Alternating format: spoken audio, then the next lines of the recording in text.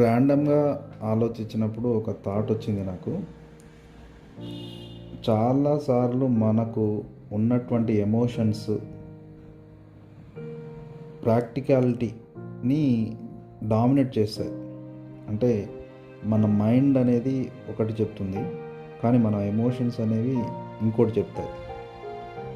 అయితే ఎమోషన్స్ అనేవి ఎంత బలంగా ఉంటే మనము ఆ డెసిషన్స్ అనేవి తీసుకోవడం జరుగుతుంది.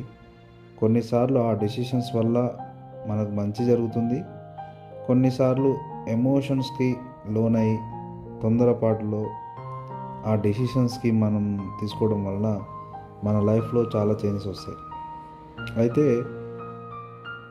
ఎమోషన్స్ అనేవి అందరికీ ఒక విధంగా ఉండవు.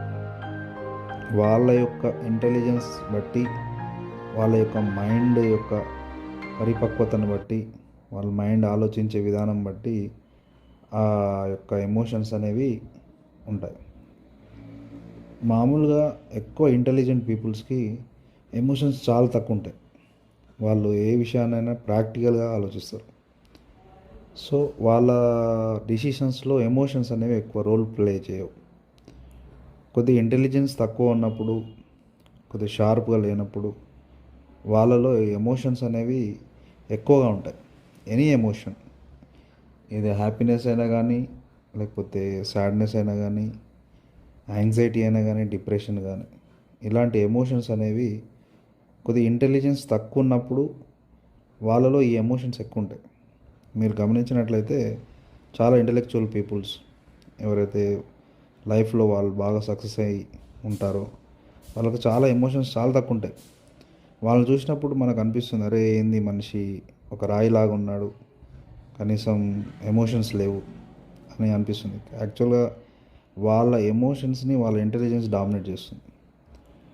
సో ఇందులో ఎవరిది కరెక్ట్ ఎవరిది రాంగ్ అనేది మనం ఆలోచించకుండా జనరల్గా అసలు ఎమోషన్స్ని ఇంటెలిజెన్స్ని బ్యాలెన్స్గా చేసుకుంటూ మనం డెసిషన్స్ తీసుకునేటప్పుడు ప్రాక్టికల్గా ఆలోచించి డెసిషన్స్ తీసుకోవడం వల్ల ఎమోషన్స్ అనేవి కొన్నిసార్లు పక్కన పెట్టాల్సి రావచ్చు.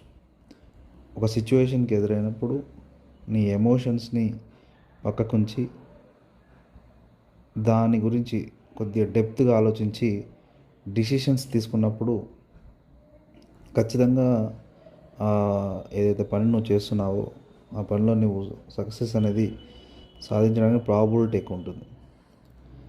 సో ఎమోషనల్ కాకుండా